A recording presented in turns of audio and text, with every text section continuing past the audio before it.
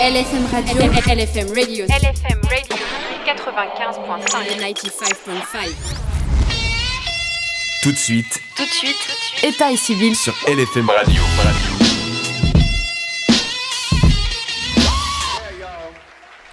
Bonjour à toutes et à tous, c'est Gina Bakanté. Je suis ravie d'être parmi vous aujourd'hui sur LFM Radio. Je vous retrouve tous les mercredis à 11h pour un numéro d'État et civil, l'émission qui réunit l'État, les collectivités, les associations et les auditeurs pour parler de thèmes de société qui nous concernent tous. Aujourd'hui, nous allons discuter des problématiques autour de l'écologie et de l'environnement. Pour cela, nous accueillons Victor Payac, coordinateur du parti Rêve, Révolution écologique pour le vivant. Membre de ce parti écologiste et antispéciste créé par le journaliste Émeric Caron en 2018, vous vous lancez officiellement en 2020 en politique lors des élections municipales à Conflans-Sainte-Honorine. À l'époque, vous n'aviez que 18 ans. En 2022, lors des élections législatives, vous êtes investi par la NUPES dans la 9e circonscription des Yvelines. Victor, bonjour. Ce n'est pas la première fois que vous venez chez LFM Radio. La première fois, donc comme je disais précédemment, vous aviez 18 ans et vous étiez candidat au municipal à Conflans-Sainte-Honorine. Ce qui vous caractérise, c'est la précocité de votre parcours. Qu'est-ce que vous retenez de ces années d'expérience ? Alors c'est pas beaucoup d'expérience quand même, hein. On a des personnes qui sont, que ce soit en association ou en politique depuis beaucoup plus d'années que moi, mais c'est vrai que le fait de m'être engagé très jeune, j'ai vu l'évolution de mon parti politique, de la Révolution écologique pour le vivant. Aujourd'hui on a un député à l'Assemblée nationale, notre président et fondateur Émeric Caron. On envisage d'avoir des élus un peu partout en France. On a beaucoup de militants et ça se développe de plus en plus. Et en contrepartie de ça, on a vu que le gouvernement n'a pas changé depuis que je me suis lancé en politique, c'est-à-dire en 2020. C'est toujours un gouvernement sous Emmanuel Macron et néolibéral qui va absolument pas dans le bon sens. Donc voilà, nous on est là pour justement changer les choses. Alors on reste dans le thème, je vais vous faire une petite devinette. Savez-vous qui aurait pu prédire la crise climatique ? Je viens de le citer, il me semble, que c'est Emmanuel Macron pendant ses vœux pour l'année 2023. Tout à fait. Est-ce que cette phrase, elle vous choque ? Qu'est-ce qu'elle vous inspire en fait ? Je pense qu'elle montre qu'Emmanuel Macron n'a rien compris à la crise climatique, en fait, qui n'est pas qu'une crise climatique, hein, il faut quand même le rappeler. La crise climatique, c'est un des effets, mais en fait, on est sur un bouleversement écologique et ça s'annonce notamment par, en effet, un bouleversement climatique, donc des changements sur le climat, mais aussi une perte de la biodiversité, des vivants en général qui disparaissent, qui meurent. On a aussi l'acidification des océans, enfin, il y a tout un ensemble de mécanismes qui se mettent en place qui montrent qu'on va en effet droit dans le mur. Et je pense qu'Emmanuel Macron est en train de justement faire en sorte qu'on va de plus en plus dans le mur. Ces derniers temps, on voit la multiplication de gestes de désobéissance civile qui sont là pour alerter le grand public sur la crise climatique. Par exemple, le 6 janvier, des militants ont aspergé de peinture le ministère de la Transition écologique. Le collectif Dernière Rénovation a bloqué l'autoroute A6 en octobre dernier. C'est très médiatisé, mais c'est aussi très critiqué. Ne craignez-vous pas que ces actions, finalement, elles desservent la cause ?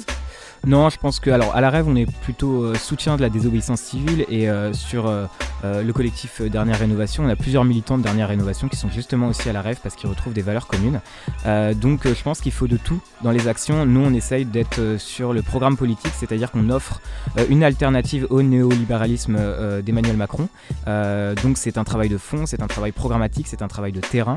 On aide aussi des élus locaux. On envisage aujourd'hui d'avoir de plus en plus d'élus municipaux, régionaux, peut-être aussi européens. Donc ça, c'est un travail politique, mais on a aussi besoin d'un travail associatif qui passe par de l'information et qui passe aussi par des actes pour sensibiliser et pour alerter sur la réalité de la crise climatique. Donc, je vais vous donner quelques mots. Donc, la déforestation, le pillage des énergies fossiles, la gestion des déchets, le gaspillage alimentaire. Selon vous, quelle est la priorité ? Peut-être tous ces points-là en fait. Alors bon, étant membre de la Révolution écologique pour le vivant, je pense que notre priorité à nous c'est le vivant, mais ça inclut tous les points que vous avez évoqués parce qu'en fait on a une urgence de protéger tous les êtres vivants, c'est eux qui font aujourd'hui l'équilibre de notre planète. Je pense notamment à un livre qui est sorti en 2015 si j'ai bonne mémoire, qui s'appelle « Si l'océan meurt, nous mourrons », qui a été écrit par Paul Watson, fondateur de l'ONG Sea Shepherd, et c'est exactement ça qu'on porte à la Rêve, c'est le fait de dire que nous devons moralement protéger, nous sommes responsables des autres individus vivants de notre planète, mais nous devons aussi préserver cet écosystème et cet équilibre qui existe, donc ça passe par protéger et par une meilleure gestion de tous les points que vous avez évoqués. L'une des valeurs principales de votre parti, donc le parti Rêve, Révolution écologique pour le vivant, c'est l'écologie essentielle. Ouais. Est-ce que vous pouvez expliquer concrètement ce que c'est pour ceux qui ne savent pas ? Alors, l'écologie essentielle, c'est un terme qu'a employé Émeric Caron dans plusieurs de ses livres. Aujourd'hui, nous, on parle d'écologie radicale ou d'écologie du réel. C'est d'abord un terme qui est en opposition à l'écologie qu'a portée pendant très longtemps Europe Écologie Les Verts, qu'on qualifie d'écologie molle, d'écologie qui ne va pas assez loin, qui n'est pas assez radicale. Donc, c'est une écologie qui ne va pas faire des demi-mesures, qui ne va pas s'accommoder du néolibéralisme politique, du capitalisme, et qui va vraiment essayer de changer les choses. C'est pas une idée un peu idéologique de l'écologie, l'écologie essentielle? Est-ce que c'est quelque chose de réalisable en fait? Est-ce qu'il y a des endroits où cette idéologie elle est utilisée et ça marche? Alors, il y a plusieurs points, c'est-à-dire que nous, le programme qu'on porte, il est très ambitieux, il est très radical. Je vais prendre un exemple très simple, nous sommes pour la fin de l'élevage tout court, parce que pour un certain nombre de points, le point éthique, c'est qu'aujourd'hui, on le sait, on n'a pas la nécessité de manger des animaux, donc on pourrait se poser la question de est-ce qu'on doit le faire? Et la réponse est, je pense pour la plupart des gens, non. À partir du moment où on n'a pas besoin de tuer des animaux pour les consommer, est-ce qu'on doit continuer à le faire? Je pense qu'on ne doit pas le faire. Mais évidemment, on ne va pas aller voir les éleveurs demain en leur disant vous arrêtez toute activité, il n'y aura plus de viande, et non, c'est pas du tout le sujet, c'est-à-dire qu'on a donc un programme ambitieux, mais on met en place des mesures de transition. Typiquement, un premier pas pour mettre fin à la souffrance des animaux, à l'élevage qui est une source très forte d'émissions de gaz à effet de serre, c'est d'arrêter les élevages intensifs. Et c'est une des mesures qu'on a portées au sein de la NUPES et avec la France Insoumise, un parti auquel nous sommes alliés pour les présidentielles de 2022. On aura l'occasion de revenir un peu plus en détail sur la condition animale dans la seconde partie parce que je sais que c'est quelque chose qui est très important au sein de votre parti. Alors, donc, encore une fois, il n'y a pas d'endroit où l'écologie essentielle est pratiquée réellement et un endroit où c'est possible, quoi, où ça marche. Vous n'avez pas d'exemple Si, alors en fait, aujourd'hui, nous on a une vision très occidentale des choses et on pense que l'Occident, mine de rien, va dans le mauvais sens avec cette pensée que c'est l'économie en fait qui guide la société, mais je pense qu'il y a quand même pas mal de communautés et d'endroits où la politique est beaucoup moins capitaliste qu'elle n'est l'est en France ou en Occident, donc on peut s'en inspirer. Après, de modèles qui prennent exactement en compte le programme de la REV, je pense que ça n'existe pas, mais c'est justement pour ça qu'on existe, pour le mettre en place. On sait maintenant que des compagnies pétrolières comme Total ou Exxon savaient depuis les années 1970 que leurs activités étaient nocives pour la planète. Comment on fait pour lutter contre des géants de ce type-là ? On a créé nous-mêmes ces géants, c'est-à-dire qu'aujourd'hui ce sont des géants parce qu'on leur a permis d'être extrêmement riches et que dans un pays où c'est l'économie qui gouverne, les plus riches ont ceux qui ont le plus de pouvoir. Donc ça passe notamment par la répartition des richesses. Et pour parler spécifiquement du programme de la REV, nous avons dans le programme de la REV la création, le remplacement plutôt d'une instance parlementaire qui est le Sénat.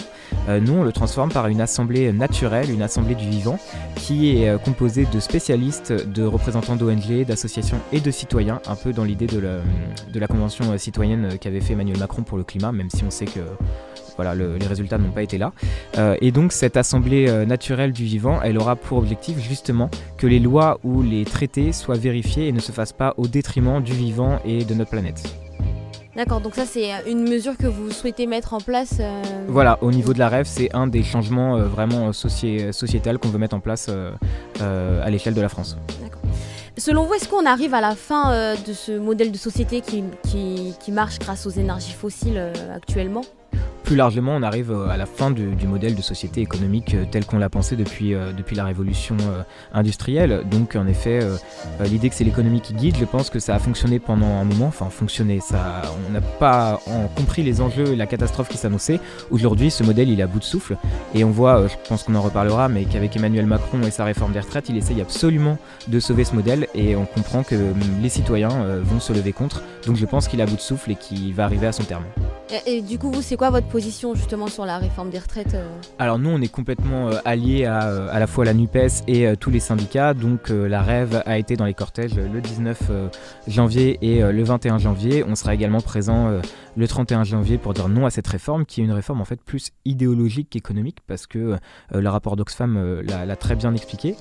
Si on taxait les milliardaires de France à hauteur de 2%, ce qui reste quand même minime, en fait on comblerait le déficit soi-disant annoncé du gouvernement sur la question des retraites. Donc c'est une réforme idéologique, c'est pas une réforme économique. En parlant d'idéologie, vous êtes pour la fermeture progressive des centrales nucléaires. Oui. Or, on sait que tout de même l'énergie nucléaire n'émet pas de gaz à effet de serre. C'est une énergie assez sûre. Pourquoi on en sortirait finalement ? Alors il y a plusieurs points. Déjà, elle émet des gaz à effet de serre, c'est-à-dire ça dépend comment on calcule en fait. C'est-à-dire que si on prend vraiment l'émission une fois que la centrale est construite, qu'on a les matières premières, en l'occurrence l'uranium, oui, elle émet très très peu de gaz à effet de serre, voire pas du tout.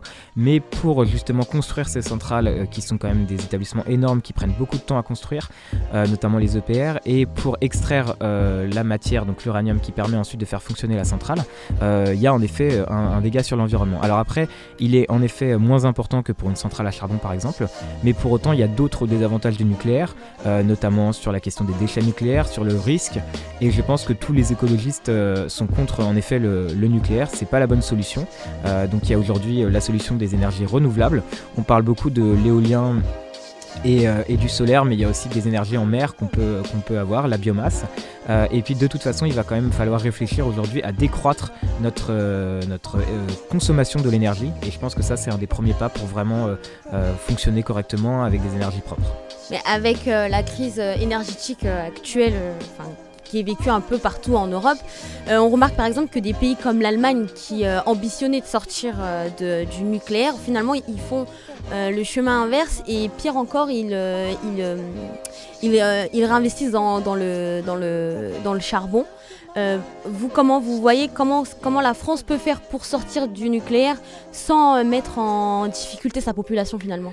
Alors pour l'Allemagne, c'est un cas un peu particulier parce que l'Allemagne dépendait beaucoup des importations russes, et dans un cadre géopolitique avec la guerre en Ukraine, en fait les Russes ont fermé l'accès au gaz, et donc ils ont été obligés de rouvrir les centrales à charbon. C'est évidemment une situation qu'on ne veut pas, donc on est plutôt sur des mesures de transition pour amener vers 100% d'énergie renouvelable, et je pense qu'il y a quand même un certain nombre d'ingénieurs et de technologies qu'on va pouvoir mettre en place dans l'avenir qui vont permettre justement de développer beaucoup plus les énergies renouvelables, et qu'elles soient qu'on puisse conserver l'énergie, parce que c'est une vraie question notamment sur l'éolien, c'est est-ce qu'on peut garder cette énergie ou pas. Mais en effet, moi je pense que c'est d'abord en investissant dans les énergies renouvelables qu'on va pouvoir trouver la solution. Donc je pense que c'est transitoire en effet, mais on ne peut pas continuer sur un modèle nucléaire, c'est pas tenable. En novembre dernier, la COP27 pour le climat s'est déroulée au Caire en Égypte. À l'occasion, le secrétaire général de l'ONU a déclaré que la COP27 doit être le lieu pour combler le déficit d'ambition, de crédibilité et de solidarité. Cette conférence a notamment permis la création d'un fonds dédié aux pertes et dommages pour gérer les dégâts causés par le changement climatique. Est-ce que c'est un pas dans le bon sens qu'on fait avec ce genre de décision ?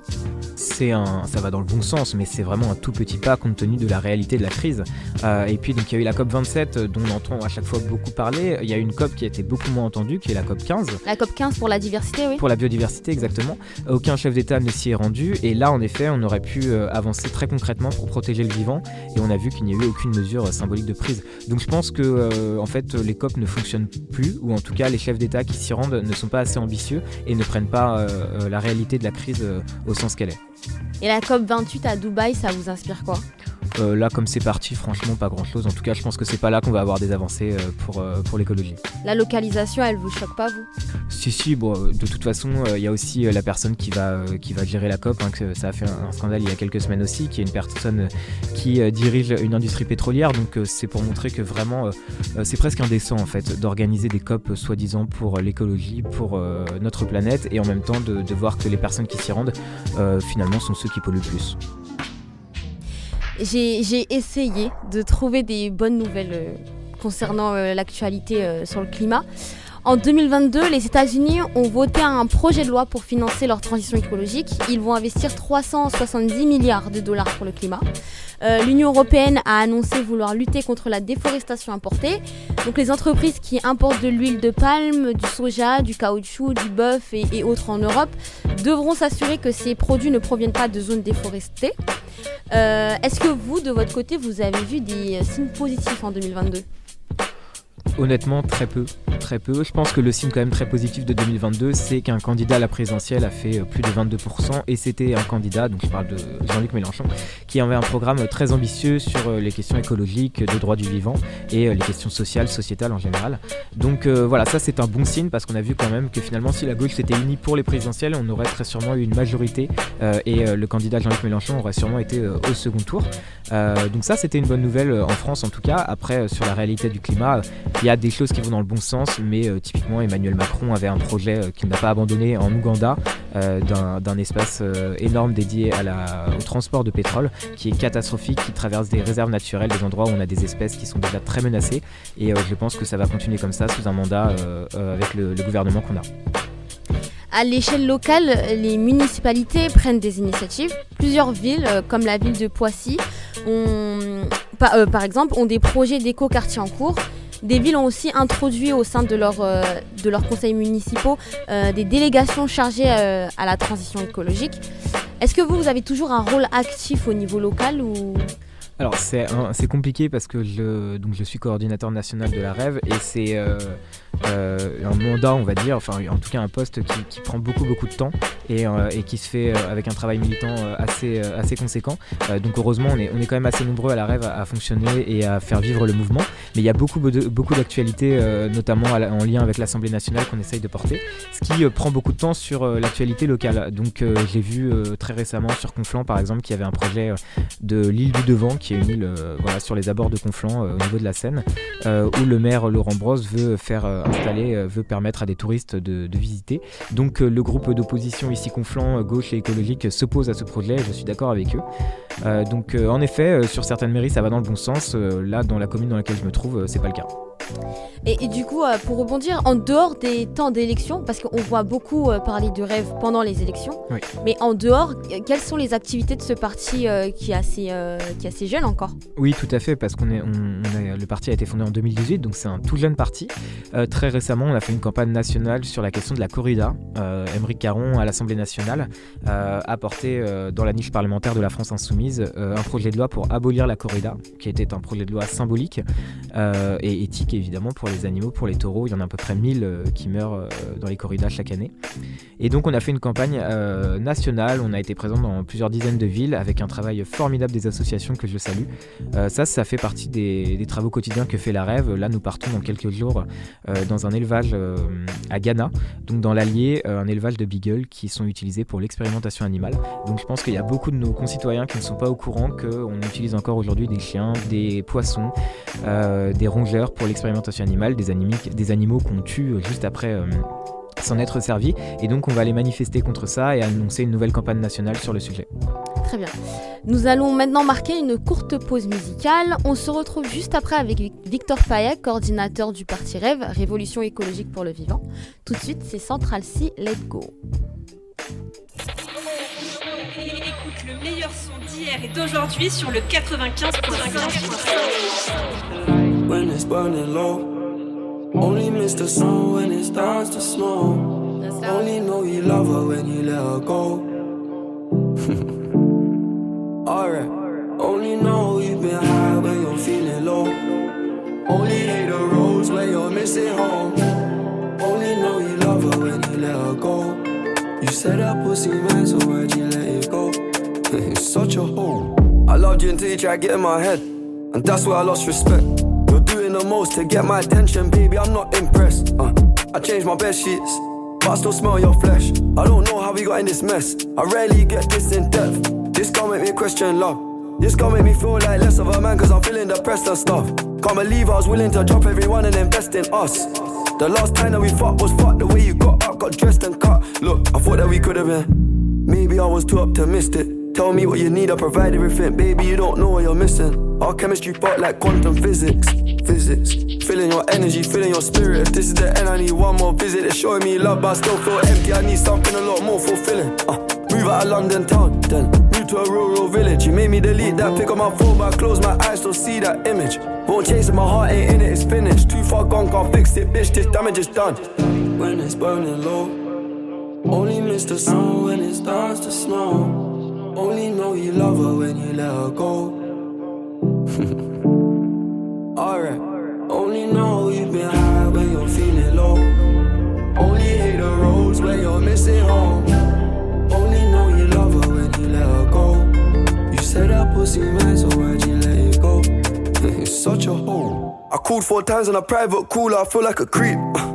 I know there's plenty of fish in the sea, but I fuck those girls, got you in my mind. When you fuck those guys, do you wish they were me? Turn them around and I put them in doggy. I don't even fuck them in missionary. There's no intimacy, and additionally it's obligatory when I fuck that up for. I don't even take my socks off, and I don't even know why I did it. As soon as I'm finished, I'm getting them dropped off. And what makes it worse, I know that she's telling her friends that I chopped off. I don't know what you're doing, we're not together. It's driving me mad cause I can't even stop you. Tapped in your bank details and sent you a bag of rich. That bitch unblock me, make it quick, can you do that promptly? If you won't give me your love for free, I'll buy it. Just tell me how much it will cost me. Your new man ain't got nothing on me. Fuck your annual wage, I can make that monthly. Alright. When it's burning low, only miss the sun when it starts to snow. Only know you love her when you let her go. Alright. Only know you've been high when you're feeling low. Only hate the roads when you're missing home. Only know you love her when you let her go. You said that pussy man, so why'd you let it go? You're such a hoe. LFM 95.5. Nous sommes de retour pour la deuxième partie de ce numéro d'état civil. Merci d'être toujours parmi nous. Je suis avec Victor Paillac, coordinateur pour le Parti Rêve, Révolution écologique pour le vivant. Dans cette deuxième partie, nous allons notamment aborder le sujet de la condition animale. Vous prônez donc la fin complète de l'élevage pour la viande. Est-ce que vous ne trouvez pas que c'est une mesure un peu trop extrême pour les consommateurs, mais aussi les éleveurs finalement ? Alors, je vais même aller plus loin. En fait, on est abolitionniste, c'est-à-dire qu'on est pour la fin de l'exploitation des animaux tout court, en fait, dans tous les domaines que ça représente. Évidemment, on ne va pas d'un claquement de doigts dire aux éleveurs et toutes les personnes qui vivent de cette filière, tout s'arrête, c'est pas du tout le sujet. La question, c'est une question sociétale, en fait. Moralement, comment on se positionne vis-à-vis des autres animaux. Nous, à la Rêve, on pense en effet que nous ne pouvons plus exploiter les animaux, les considérer comme des choses, comme des objets, comme des ressources à notre disposition. On ne peut plus fonctionner comme ça, et donc il faut re-questionner notre rapport aux animaux. Et notre constat, c'est qu'en effet, pour notre alimentation, on n'a pas besoin de consommer des produits issus de l'exploitation des animaux. On n'a pas besoin de viande, on n'a pas besoin de lait, ni de poisson, ni d'œufs, ni de miel. Donc, en effet, on est pour une alimentation végétalienne et plus largement sur d'autres sujets comme l'expérimentation animale, la chasse. Voilà, c'est des sujets où aujourd'hui on exploite les animaux alors que ce n'est pas nécessaire. Donc on a une position abolitionniste pour l'abolition de l'exploitation des animaux. Pour autant, on admet un certain nombre de mesures de transition qui font que ça ne doit pas être brutal et ça doit forcément se faire en lien et avec le travail collectif, notamment des éleveurs, des syndicats et de toutes les personnes qui travaillent dans cette filière.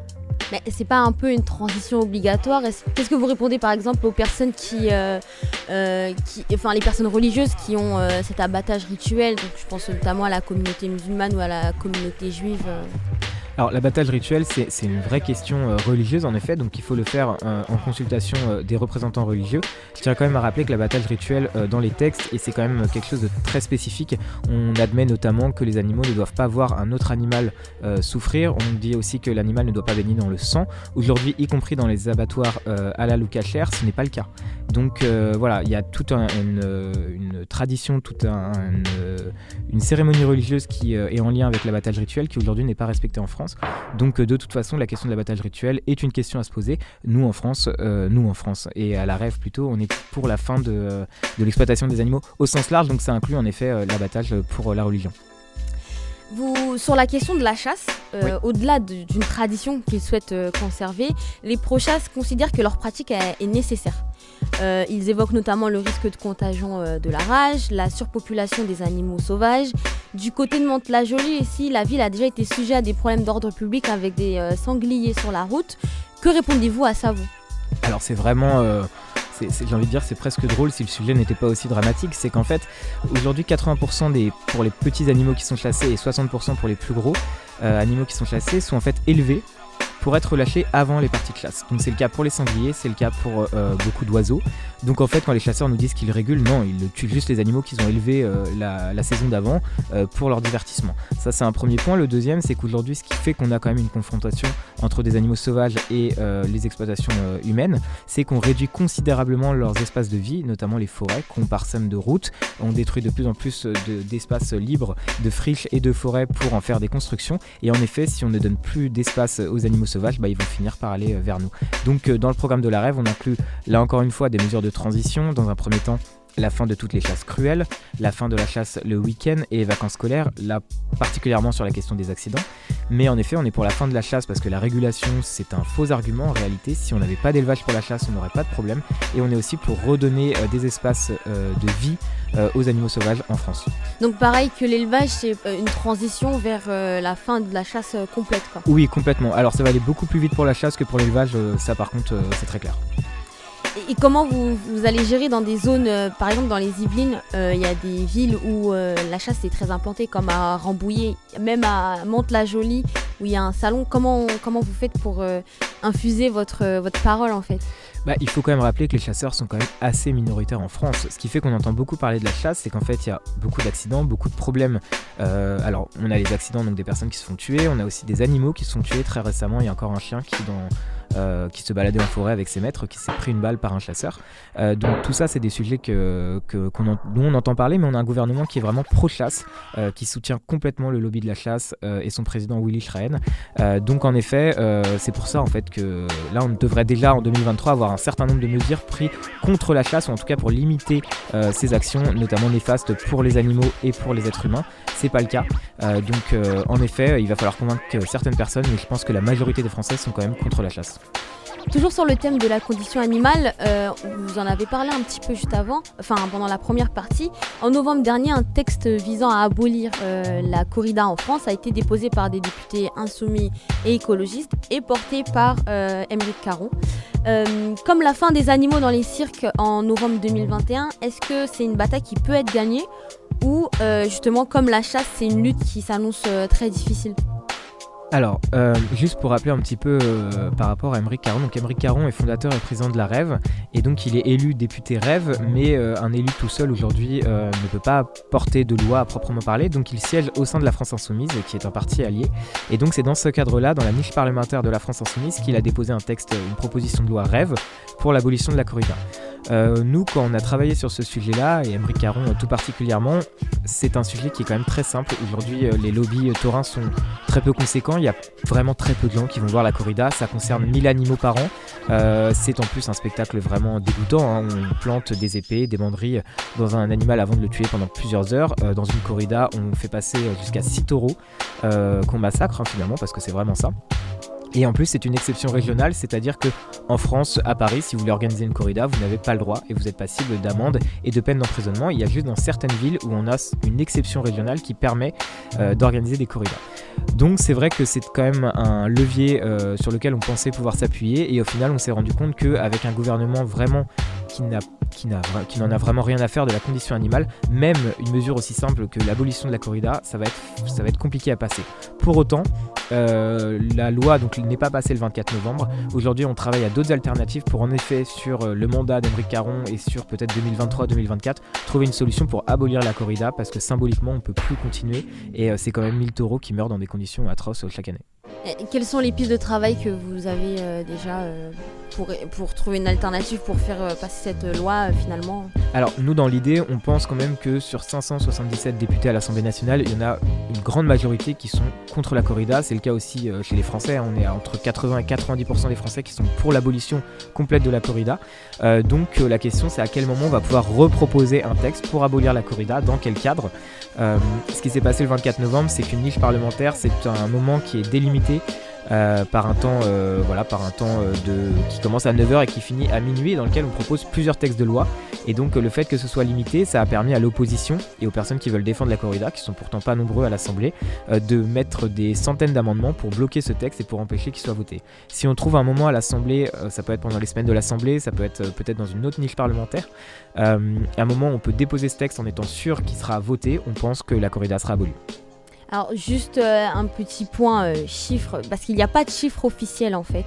mais selon les estimations de différents organismes pro et anti-corrida, entre 100 et 200 corridas sont organisées en France chaque année et environ 1 million de taureaux, comme vous l'avez dit, sont tués par an, et ça c'est d'après l'association No Corrida.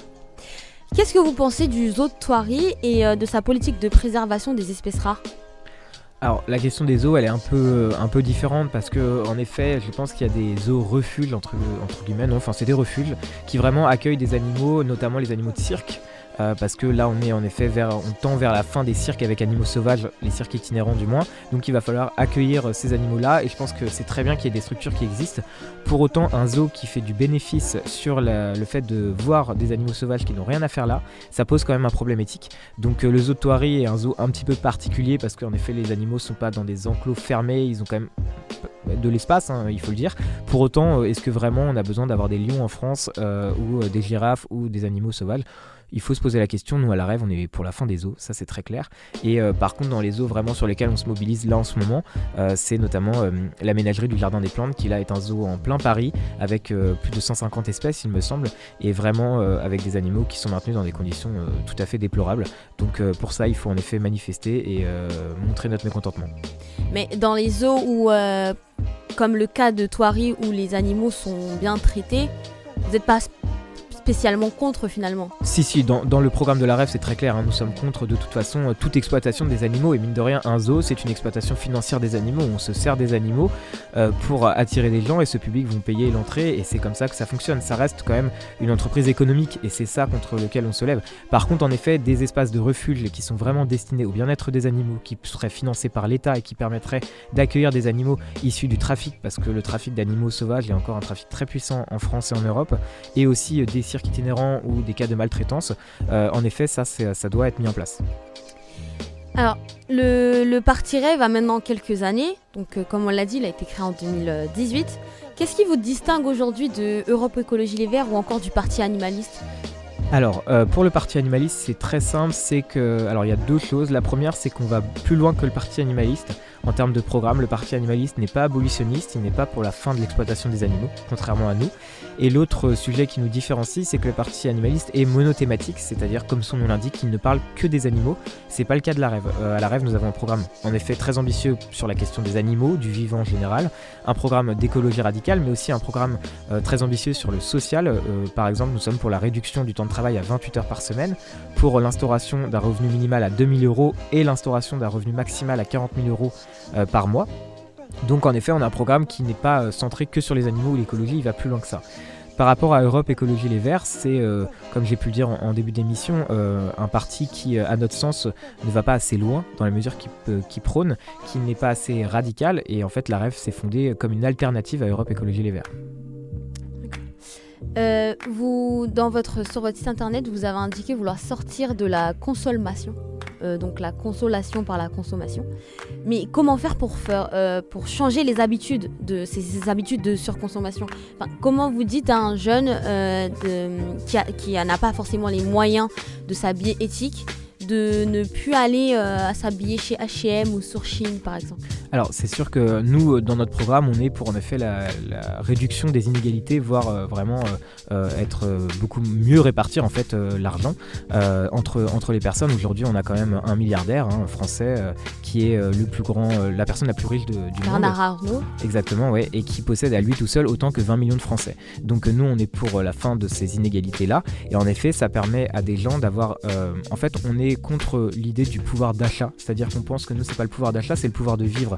Quand on permet à quelqu'un d'avoir plus d'argent, c'est pas plus d'argent pour consommer des produits qui en effet ont un poids écologique, des produits qui ne sont pas éthiques finalement, mais c'est au contraire pouvoir avoir plus de temps pour soi, pouvoir aller à des expositions, à des concerts et pouvoir s'acheter des éléments qui sont plus éthiques et qui sont moins lourds pour le vivant ou pour l'écologie. Donc en effet, mais pour l'instant en tout cas c'est pas applicable de dire on peut pas être dans l'écologie punitive en disant on va acheter plus que des produits qui coûtent le double de leur prix à des personnes qui en effet sont très souvent sous le seuil de pauvreté. Donc là encore une fois ça s'inclut dans un projet global de société. Est-ce que vous trouvez que la question de l'écologie elle est prise en compte par tout le monde ? Est-ce que vous arrivez vous à vous faire entendre par exemple dans les quartiers populaires où les gens ont d'autres problématiques en fait ? Oui, je pense quand même que l'écologie aujourd'hui, tout le monde plus ou moins en parle. Après, c'est vrai que dans les quartiers populaires, moi j'ai fait campagne notamment au Mureaux pour les législatives. Il y a d'autres thématiques à apporter, mais c'est tout à fait complémentaire. Aujourd'hui, on ne peut pas faire de l'écologie si on ne parle pas de social. Donc en effet, quand on annonce certaines mesures sociales, on va parler finalement d'écologie. C'est le cas pour la réforme des retraites. Quand on dit on veut plus de temps libre pour les gens, c'est pas du temps pour ne rien faire, c'est du temps pour participer de façon associative, c'est du temps pour se cultiver, pour participer démocratiquement à notre État, parce qu'aujourd'hui les retraités sont quand même très importants pour les associations, pour les ONG et pour les municipalités par exemple. Pour devenir conseiller municipal, il faut avoir du temps, c'est souvent des postes, des mandats qui ne sont pas rémunérés. Donc voilà, ça fait partie d'un ensemble de choses.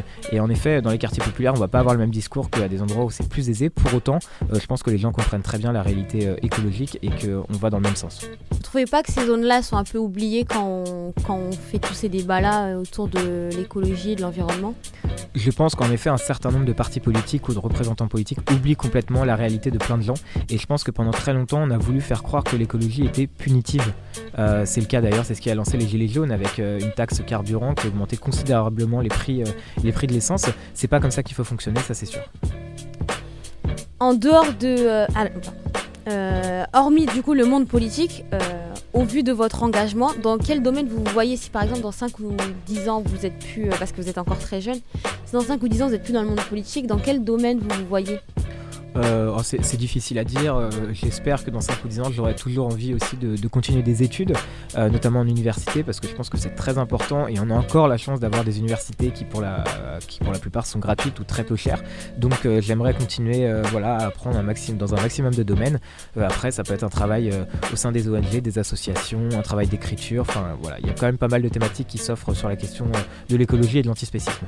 Et sur l'enseignement, donc des étudiants de grandes écoles comme Agro Paris Tech ont appelé à bifurquer au nom de l'écologie. Ils veulent bousculer les enseignements et du coup leurs futurs employeurs. Certains ont même carrément changé de voie.